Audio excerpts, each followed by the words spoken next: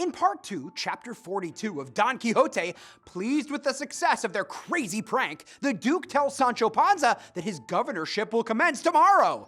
Don Quixote takes his squire aside and gives him some sound advice about remaining humble, being kind, and remaining proud of where he came from. In part 2, chapter 43, Don Quixote gives Sancho Panza further advice, this time pertaining to the physical aspects of being governor. He covers everything from clothing to belching, to Sancho Panza's overuse of proverbs. Don Quixote is particularly insistent that Sancho Panza cease all use of proverbs, to which Sancho responds with 4 more proverbs.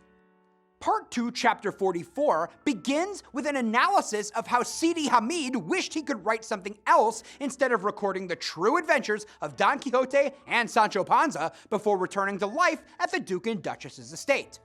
Don Quixote is lonely after Sancho Panza leaves for his governorship, yet in deference to Dulcinea del Toboso, he refuses the Duchess's offers of female companionship. Later in his room, he hears the voices of 2 girls. One, Altisidora, sings a lovesick song about the lunatic knight. He is at once both flattered and dismayed. He's promised himself to Dulcinea and must remain modest. Don Quixote, though chivalrous, spends a great deal of time worrying about his own reputation. And just like his hero, Cervantes was worried about his own reputation. He notes in the beginning of the chapter how stifling it was to write about the same characters over and over again. He wanted to be viewed as a versatile writer.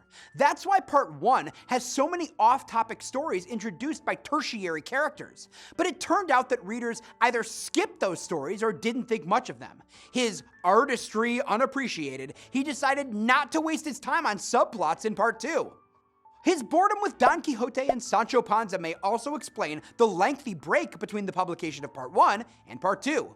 He worked on other projects for the intervening 10 years. It was only after the release of an unauthorized second part by an anonymous author that Cervantes finished his popular story.